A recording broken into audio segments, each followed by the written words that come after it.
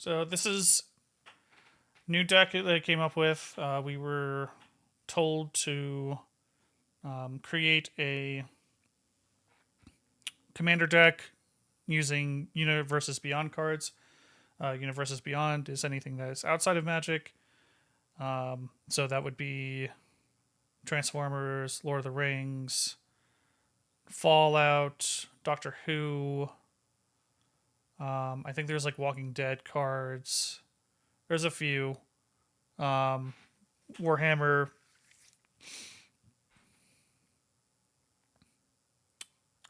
So I'm not all that interested in any of those. So I went ahead and did Lord of the Rings because I did buy a few cards because I think they're pretty neat and I do like the story of Lord of the Rings. So we have Lotho, the Corrupt Sheriff. This is white black, so Orzhov. Then, yeah, okay. So the whole point was that your commander had to be Universes Beyond. Everything else could be from whatever. They encouraged more Universes Beyond cards, but the bare minimum was that it had to be your commander. So most of the stuff in here is not Universes Beyond because there is absolutely no way that I could make a Lotho deck work. I did try to add Universes Beyond cards in here, but like a lot of them just didn't fit. This is also like my Rada Drobic deck that I've just repurposed, mostly because I felt that it was not fun to play with or play against, and so therefore I took it apart and made this deck. So I did add stuff like the Gaffer, Lobelia, Sackville Baggins. I think there's like another like Mastermind Plum from Clue is in here. So I did try to put in cards in here that are Universes Beyond, but for the most part they are not. So Lotho, Corrupt Sheriff, is white and a black for a 2/1. Whenever a player, doesn't have to be you, casts their second spell each turn, you lose 1 life and create a treasure token. So the whole point is getting Lotho out as quickly as possible, and then proceed to start making treasures. So there's 2 things that have to happen in the deck. One, you need to pretty much guarantee that you are going to be casting 2 spells on each of your turns. This doesn't always happen, and one of the big problems that I have with this deck is that you quickly run out of cards when you're playing 2 spells per turn plus a land drop. So that's 2 or 3 cards per turn. So as you can see, you quickly run out. But we have a few ways to get around it.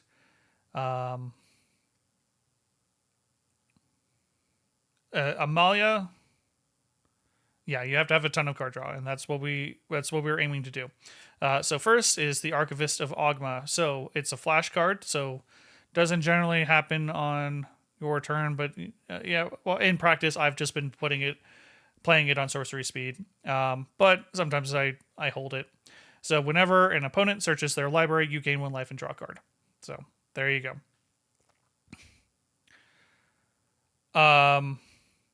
Baron Bertram Greywater is whenever 1 or more tokens enters the battlefield under your control, which includes treasure tokens, create a 1/1 black vampire rogue creature token with lifelink. This ability triggers only once per turn. And 1 in a black, sacrifice another creature or artifact, can be a treasure or that vampire rogue. You draw a card. So there you go. We Benny Brax, zoologist. At the beginning of each end step, if you created a token this turn, draw a card. Brains. You may sacrifice an artifact, creature, enchantment, land, or planeswalker. If you do, each opponent may sacrifice a permanent that shares a card type of that. If they do not, they lose 2 life and you draw a card. Can start seeing the theme of card draw here, right? Delny, Streetwise Lookout. I'll switch the printing because this is kind of like obnoxious printing to look at. Creatures you control with power 2 or less cannot be blocked by power 3 or greater, and then if an ability that you control with power 2 or less triggers, that ability triggers an additional time. This will trigger Lotho an additional time. This will trigger Archivist an additional time. This will trigger Blood Artist, and Academy Manufactor, Disciple of the Vault. So like we have a lot of just like very low to the ground creatures in here, and the whole point is just to like we're going to be building up a lot of treasure so that we can cast these cards, and then we just need to have the card draw. Ellis Eelcore, Statistic Program. This is whenever a creature in its battlefield, you gain a life. Whenever a creature you control dies, you lose 1 life. Esper Sentinel, again, here for the card draw. Whenever an opponent casts their first non-creature spell, they may pay X, where X is Esper Sentinel's power, or you draw a card.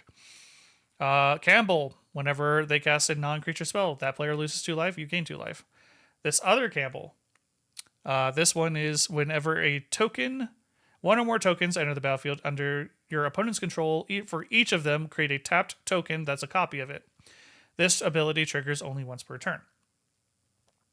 So someone else makes a treasure or clue or any sort of token, I get a copy of that token. And then whenever a token enters the battlefield under my control, each opponent loses 1 life, I gain 1 life. Karlov of the Ghost Council. This is a part of the life gain. Same with Amalia over here. So this is just to get additional benefits from the life gain triggers. Whenever I gain life, put 2 +1/+1 counters on Karlov of the Ghost Council, and I can pay a white and a black. Remove 6 +1/+1 counters from Karlov of the Ghost Council. Exile target creature. So this is where we have some removal. Lobelia. This is another flash card. This is going to be kind of tricky, but one, it's for more of the theme, but it does have some synergies in here. So whenever she has Flash and Menace for some reason, and then whenever she enters the battlefield, exile target creature card from an opponent's graveyard that was put there from the battlefield this turn, then create X treasure tokens where X is the exiled card's power. So ideally what happens is you wait for a board wipe. Hopefully it's not your board wipe, and someone has like a giant creature out, and it gets sent to the graveyard. You throw in Lobelia, and you exile it, and you just make a bunch of treasures. Lorn of the Third Path. This is some enchantment and artifact removal, and then you can also tap her to draw a card. But you also give an opponent a card. Marionette Apprentice. Whenever an artifact or creature you control is put into the graveyard from the battlefield, this includes treasure tokens. Each opponent loses 1 life. It also has Fabricate, so you can either put a +1/+1 counter or a servo into play. Marionette Master. This is an older card, kind of like with the apprentices. It's Fabricate 3, so whenever an artifact you control is put into the graveyard from the battlefield, target opponent loses life equal to Marionette Master's power. So you could put the 3 +1/+1 counters onto it. It's now a 4/7, so nice blocker for you, and then you just start sacking treasures, and then target opponent starts losing 4 life every treasure that you sack. Mastermind Plum. Whenever it attacks, exile up to 1 card from a graveyard. I don't think I'm ever going to use this effect, but it would be nice if we can attack with it. If an artifact card is exiled this way, create a treasure token. And then whenever you cast a spell, if mana from a treasure was spent to cast this, you draw a card and lose a life. So again, more card draw. Also, we have Academy Manufactor here. So whenever I create a true treasure, food, or clue token, I create 1 of each. So all of a sudden, I create treasure tokens, and then now I have 3 artifacts. Mirkwood Bats. Mirkwood Bats, fantastic card in here, also from Universes Beyond. 2/3 flying. Whenever you create or sacrifice a token, each opponent loses a life. Like, clear synergy right here. Speaking of Academy Manufacturer, Mondrak is in here. So if I were to create 1 or more tokens, I create twice that many instead. So I create a treasure token. I will now create a treasure token, clue token, and food token. And instead, I will now create 2 of each. So I create a treasure token. If I have both Mondrak and Mirkwood Bats out, I now am pinging everyone for 6. Nadir's Nightblade. Whenever a token you control leaves the battlefield, each opponent loses a life. I gain a life. You can see a pattern here. I threw Shieldren in here. She doesn't really have that much synergy, but I have a lot of card draw, so I'm kind of thinking. Plus, she's just a really good card and was part of the Ratadrabic deck anyway. So 4 or 5 Death Touch. Whenever you draw a card, you gain 2 life. Whenever an opponent draws a card, they lose 2 life. Sorin of House Markov. This is a new card from Modern Horizons 3. It has Lifelink and Extort. Extort is a mechanic all the way back from Gatecrash, I think Ravnica. So whenever you cast a spell, you can pay either a white or a black, and if you do, each opponent loses 1 life, you gain 1 life. Or you gain that much life. So I have a couple of Extort cards in here, and it would be really good if I can get Sorin out on like turn 4 or turn 3, and then, right, I guess it would have to be turn 4.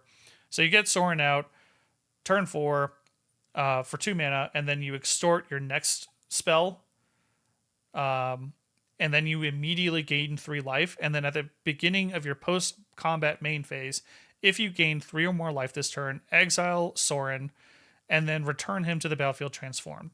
And he becomes a Planeswalker. He still maintains Extort. You get +2, create a food token, -1 him, and he'll do damage equal to the amount of life that you've gained this turn to any target. So synergizes well with the food, plus all the life gain that we're getting, and you can just you can deal with troublesome creatures. And then -6, which I don't think we're ever going to get, but it would be fun.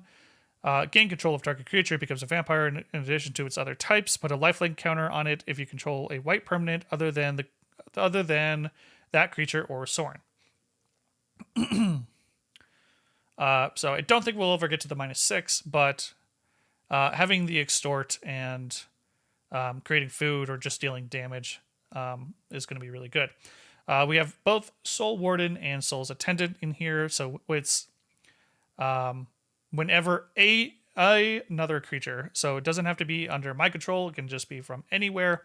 Creatures come in, I gain a life. And you can see we got the Lord of the Rings version on here. Thales, Revenant Medium. Whenever at the beginning of each end step, create X 1/1 white spirit token creature tokens with flying, where X is the number of tokens I've created this turn. Well, if we have Mirkwood Bats and Mondrak and Academy Manufacturer, we'll be creating at least 6 tokens per turn. We have other ways to create treasure tokens as well. And so we're going to be making a bunch of spirits, and these will be just nice chump blockers. The Gaffer at the end of each end step, doesn't have to be on my end step. If I gain 3 or more life this turn, I draw a card. This does really well with Sorin and Extort.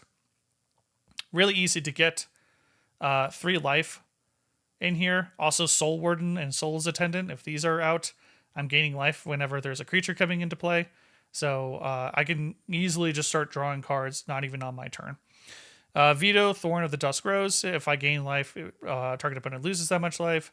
And Zealoport Cutthroat. Whenever a creature I control dies, each opponent loses a life, and I gain life.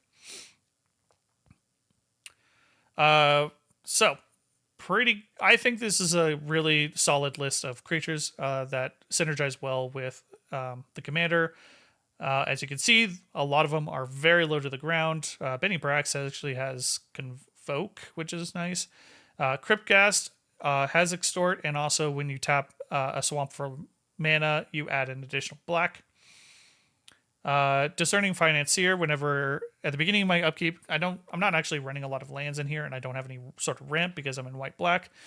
So it's going to be very typical that I don't have as many lands as other people do. And at the beginning of my upkeep, I'm going to create a treasure token. Disciple of the Vault is whenever an artifact goes to the graveyard, which are going to be all my treasures, it's going to ping target opponent. So I think I'm happy with this list of creatures. I don't think that I'm going to change anything here.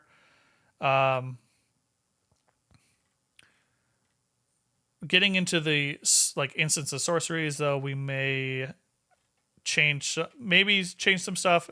Also enchantments. So we have Dam and Damnation, essentially. Or it's Dam and basically Wrath of God. So destroy target creature that destroyed this way cannot be regenerated. So this is either going to be single target removal or we overload it for Wrath of God effect. I'm going to skip over these two real quick. Insatiable Avarice is a tutor plus card draw, which is nice. So it's 1 black to start the spell, but you have to choose one or the other. So technically this is a 3 mana cost spell or 5 mana. So it's +2. So black and +2, you search your library for a card, then shuffle and put that card on top. Or you add an additional double black. Target player draws 3 cards and loses 3 life. So again, with more card draw, we also have Knight's Whisper in here. Draw 2, lose 2. And then Savine's Reclamation. This is mostly just because we have so many stuff that's low to the ground. If it gets removed, we can bring it back. So return target permanent card with converted mana cost 3 or less from your graveyard to the battlefield. If this spell was cast from a graveyard, you may copy this spell and choose a new target for the copy. And then Sign in Blood is basically Knight's Whisper. Draw 2, lose 2. But these two are our win con here. So the whole point is we are going to be trying to double spell as much as possible. We'll also take advantage of our opponent's double spelling to just make as many treasures as possible. And then we have Debt to the Deathless and Exanguinate. So Debt to the Deathless, they're both basically the same, just depending on how much treasure that you can just tap and sack to like, and this is just our win con here. So each opponent will lose 2 times X life, where X and you gain life equal to the amount lost this way. So it is expensive. It's 4 mana just to start it off, and then you will pay X. So I have typically gotten around, like, making treasures is not that difficult in this deck. So I've easily gotten around like 10 treasures. Easy. And so you cast this card with 4 mana, which shouldn't be too unreasonable. And then you make X equals 10. All of a sudden, all of your opponents are losing 20 life. You're gaining 60. Exanguinate, very similar effect, but it's not as prohibitively high to start it off. So with the same scenario, if you spent 14 mana, double black plus 2, and then 10 treasures, that's X is equal to 12. Each opponent will lose X life. You gain that, so that's 12 mana. Or I'm sorry, X is equal to 12. Everyone loses 12. You gain 36. So Debt to the Deathless is obviously a better card, but this is a lot easier to cast. So those are 2 of our win cons, and then we have a third win con over here. In terms of instances, we have a lot of exile effects because black-white is very good at exile. So we have Anguish and Making and Despark. We have Deadly Dispute. So this is additional cost. You sacrifice an artifact or a treasure, or artifact or a creature, which is very easy. You draw 2 and then create a treasure token. So you can easily just sacrifice a treasure, then just get that treasure back. Fell the Profane, I might cut because it is so expensive. It is an MTFB or whatever it is, MTFC. So like it is a land on the back of it, but 4 mana for a destroy target creature or planeswalker is a little prohibitive. And I mean, hell, we can just get murder or go for the throat or something like that. That might just be better. I don't know. I'm running very few lands in this deck, and I still seem to be getting flooded with mana lands. So It might just be the shuffling. It just needs to be shuffled better. But we'll see. We also have Final Showdown. Final Showdown is a wonderful card, brand new from Thunder Junction. It is an instant cast board wipe. So, because the whole plan is like I will tap out for like all my lands, but I'm going to be just like sitting on a bunch of treasure. If someone like just creates a giant board state and then like goes to swing in to kill me, I'm going to have the mana available to go and take care of this. So Final Showdown is 1 white to start it off, and then you have the spree effect. So you can pay 1 to give all creatures lose all abilities until end of turn. You can +1 again to give all creatures you control indestructible.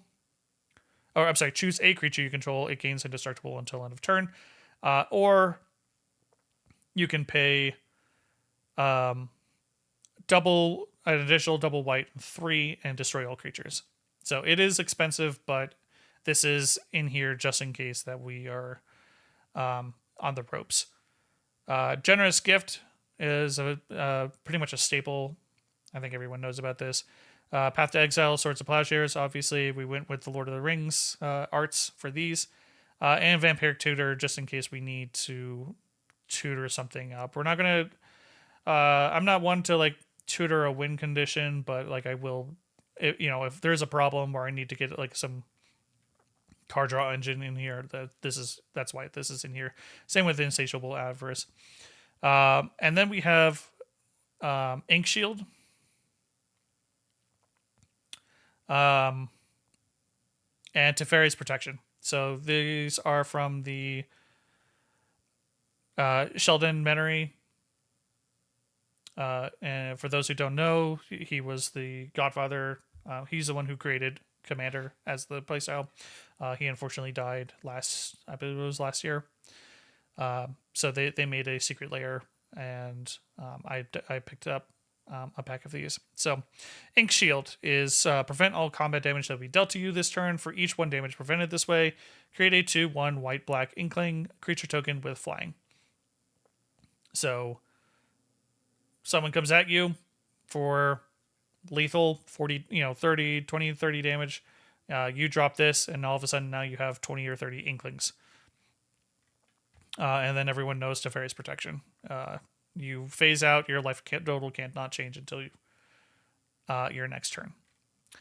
As far as artifacts go, pretty standard. We have our mana rocks here. We have a Skull Clamp because we are making a bunch of tokens that are susceptible to dying to Skull Clamp, and then we can just draw 2 more cards. And then we have Tempting Contract.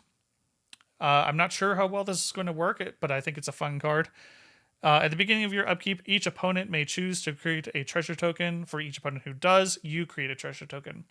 So if you have like Academy Manufacturer, like unless someone is like really hurting and they really need a treasure token, I don't think that they're going to go for it, but we'll see. It's on theme, so like, I kind of felt like I needed to put it in here. Enchantments. So I'm deciding between these 2 cards on which I'm going to end up putting in. But we have Agent of the Iron Throne, which is commander creatures you own have whenever an artifact or creature is put into the graveyard from the battlefield, each opponent loses a life. Black Market Connections, so that we can get more card draw, plus make treasures. Blind Obedience, this is mostly here for the extort, but it also just kind of slows other people down. Caretaker's Talent, whenever 1 or more tokens you control enter, draw a card. This ability only triggers once. We have other ways to just we can make tokens on other people's turns, so this should be a really good draw engine. And then we can also pay an additional white and make a copy of target, create a token that's a copy of token that you control. Not sure if it's 1 white just to like make another treasure token or what have you, so it might be useful. I don't think we'll ever get pump it up to level 3. One thing to note is that because it is a class effect, it can only be pumped. You can only add a level at sorcery speed. We put land tax in here just in case we are running very few lands in here, so This is in case we run low on lands, we'll have a way to generate it. Also, it's a very low cost spell, so it is one of those things that we can double spell. Monologue text. Whenever an opponent casts their second spell each turn, you create a treasure token. It's essentially a Lotho on an enchantment, except it doesn't activate on your double spelling. For Exanguinate Arena, again for card draw, like we are going to be just sprinting through this deck, I think. Revel in Riches. This is our third win con here. So whenever a creature an opponent controls dies, create a treasure token. And at the beginning of your upkeep, if you control 10 or more treasures, you win the game. So, the rules stated that they did not want a win con that you could not interact with. Meaning that if I put Sanguine Bond in here plus Veto and what's the other? Exquisite Blood.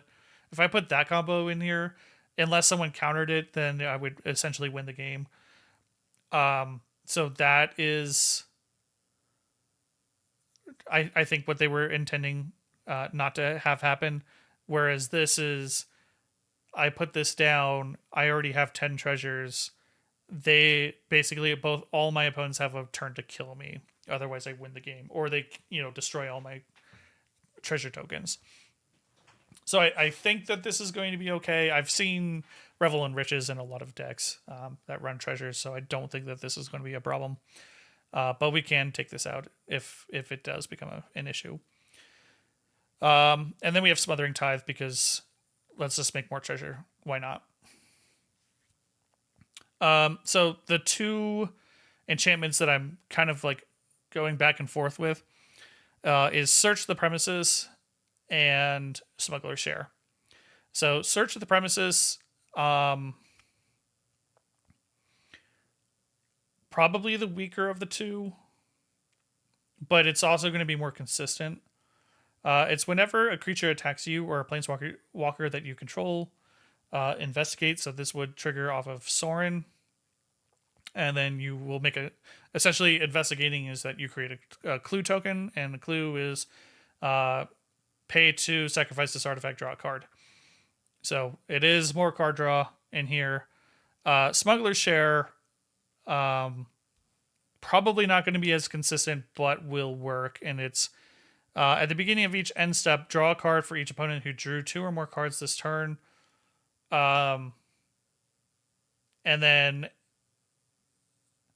create a treasure token for each opponent who had put 2 or more lands enter the battlefield under their control this turn.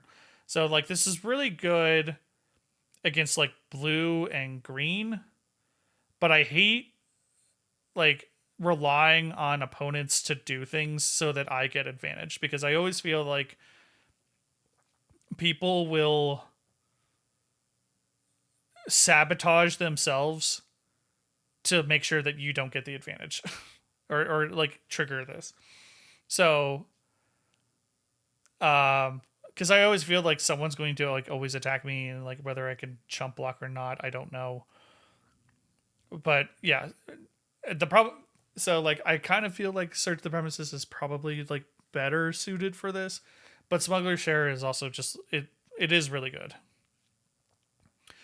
Then we have our lands. Lands are pretty standard for white black. We have the Shadowway Backstreet, which is really good for dual land. I am considering removing the Cabal Coffers. I've playtested this a couple of times, and the problem is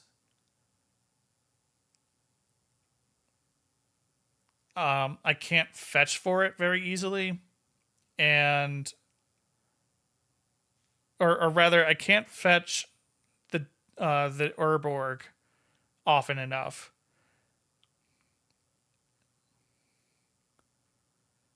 So this is just Lord of the Rings themed. But so with the what Cabal covers is for two. These are really good for mono black decks, and they're significantly less good. They are still good in dual color, but significantly less so. So, Cabal covers is you pay 2, tap it, add black mana for each swamp you control. Problem is, I've had this show up in my opening hand a lot, and like it is a dead card in your opening hand. As the game goes on, it gets a lot better because you have a lot more swamps and everything. But a lot of time, at least in my experience so far, it's just become a dead card. So this could just easily be just an additional swamp, and like we would be good with it. The Dead Marshes is great. So it makes all land swamps, including your opponents, in case you care about swamp block. But I'm thinking I'll keep this in here because it synergizes nicely with Cryptghast. And Cryptghast is whenever you tap a swamp for mana, you add additional black to your mana pool. So you can tap all your planes for white mana, but they'll because they are technically a swamp, they will also tap for an additional black. So Menace Morgul is really good if you can also have Urborg out at the same time. If you don't, it kind of like it's either not going like it's either going to just like tap for an additional mana, or it's just going to like be sitting there like doing absolutely nothing. So I feel like I'm gonna cut this. Put another swamp down. Maybe put another. I think I'm kind of done with. I think I have all the dual lands that I could possibly get in here.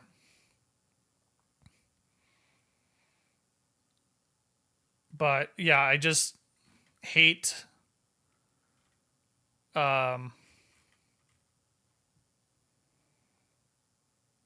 getting this so early in the game, and then like it's just completely useless. And then the other thing that's kind of like a problem is that like the duels that we do have are not technically swamps. Like Godless Shrine and Shadowy Backstreet are the only ones that actually have the swamp type natively to them, plus the 10 swamps that we have.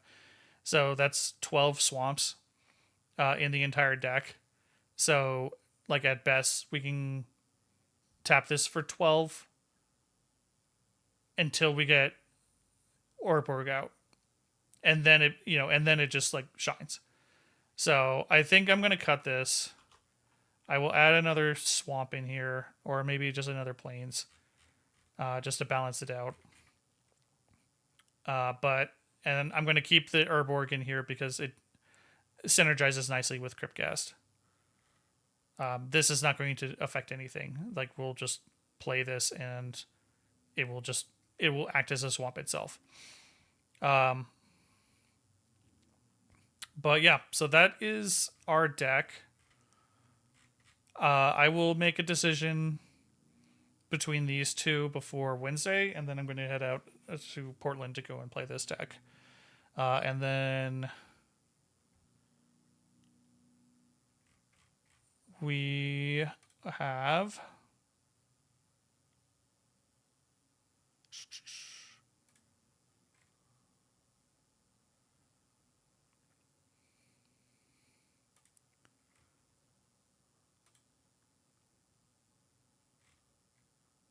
we will be taking our Pantlaza deck with us as well as part of because the other challenge was doing a typal. So Pantlaza, I believe this is very similar to what it was before. I think the only additions were the Vaultborn Tyrant, which is a 7 mana, 6/6 trample. Whenever it or another creature with power 4 or greater enters the battlefield under your control, you gain 3 life and draw a card. And then when it dies, you create a token copy of it, which is quite nice. And we also added Monstrous Vortex, which is an enchantment that adds card draw. Basically, whenever you cast a creature spell with power 5 or greater, discover X, where X is the spell's mana value. So, funny thing about Pantlaza and the Discover ability. So it says exile cards from the top of your library until you exile a non-land card with mana value less than the toughness of the dinosaur that you created. Cast it. You actually cast it without paying its mana cost. And Monster's Vortex only cares about if you cast a creature spell with power 5 or greater. So you get a Pantlaza trigger. Let's just say that you get a Pantlaza trigger and you discover into a Pugnacious Hammerskull. If you have Monster's Vortex out, you get to now discover again for 6. And like it just keeps going until you hit something that is power 5 or less than 5. So like you can get a Wayward Sawtooth, you can get the Wrathful Raptors. Like there's just a ton of stuff that you can just now discover into, and like it will just like cascade. It's so much better than Cascade. It's just like completely ridiculous nonsense that you can do with Monstrous Vortex. So this is an amazing card that goes into this Pantlaza deck. Everything else I think is pretty much the same. We haven't made much changes, so I'm very happy with how this deck has just continued to perform.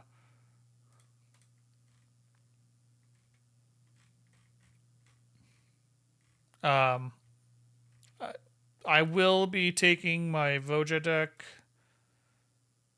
Technically, it's a typal deck, but I think it's too mean to be. I don't know. We'll see what other people are bringing with them. But yeah, Voja is just quite the. It is a deck that is very difficult to deal with, and especially with this new card, Innkeeper's Talent. 1 in a green at the beginning of your combat. On your turn, put a +1/+1 counter on target creature you control. You level it up to level 2. Permanents you control with counters on them have ward 1. And then getting it up to level 3. If you would put 1 or more counters on a permanent or player, put twice that many of each of those counters on that permanent or player instead. So, Voja is all about putting counters, +1/+1 counters on things. And we have stuff like Ozolith, where we add additional +1/+1 counter on things. Or Annie Joins Up, where we double the trigger of things. And so Voja goes off, attacks. You put X +1/+1 counters on it, where X is the number of number of elves you control. Easy enough to get 3 or 4 elves into play before your Voja comes out. So everything gets 4 +1/+1 counters. You have either Annie Joins Up, Branching Evolution, Hardened Scales, Ozolith. All of these either add an additional +1/+1 counter or double the amount of +1/+1 counters you put in there. Innkeeper's Talent does the same thing. You just double the amount of +1/+1 counters. And then you have stuff like All Will Be One, where whenever you put counters on things, All Will Be One deals that much damage to target opponent, creature, or planeswalker an opponent controls. Same with where are they? Shalai and Halar. Whenever 1 or more +1/+1 counters are put onto a creature you control, Shalai and Halar deals that much damage to target opponent. Win con. On a creature that is already busted to begin with and is incredibly difficult to deal with, because the moment that he attacks, he immediately gets bigger and already has Vigilance, Trample, and Ward 3. Because why not? And we also have Arwen, Weaver of Hope. Each other creature you control enters the battlefield with a number of +1/+1 counters on it equal to Arwen, Weaver of Hope's toughness. So, yeah, at the beginning, she is a 2/1, but she quickly grows. and then just becomes a monster herself, and just adding more +1/+1 counters onto things. And then Kadama of the West Tree, modified creatures you control have trample. So all your creatures with +1/+1 counters now have trample. And then whenever a modified creature you control deals combat damage to a player, search your library for a basic land and put it onto the battlefield tapped. Why not? And then my favorite card is Mirror Entity. It's a changeling. And then you pay X until end of turn. Creatures you control have base power and toughness XX and gain all creature types. So there are a handful, like, this deck is mostly elves. There are some wolves in here, but so what happens when you but they're also kind of low to the ground. A lot of them are 1/1s, 2/2s, what have you. But they already have a bunch of +1/+1 counters on them, so they are kind of big. But you just sink 4, 5, 6 mana in here. All of a sudden, you now have, instead of like a bunch of 1/1s with +1/+1 counters, you have a bunch of 6/6s with +1/+1 counters. Then you attack. Everything is every creature type. And so you get both the triggers of elves and wolves just exploding out. This card is ridiculous with Voja. It's like, this deck is insane. So yeah, there's a reason why we're not going to be playing it at, like, I'll bring it with me just for fun. But there's a reason I'm not going to be playing it. And then I'll probably also bring my Obeka deck, because I think Obeka is fun. I might take out of the Wildfire Devils. They're not performing as well as I was hoping. But this deck is it's just crazy nonsense. And every game that I've played with this is just completely new nonsense. We did add the initiative. We ended up adding the initiative in here because the initiative is just too good. We may redo this deck just to kind of demonstrate what the initiative actually is. But this deck is insane. I love it. It's probably my favorite deck of all time. And yeah, like it just performs so well. It's a wonderful deck. So anyway, that is it for today. Appreciate you watching.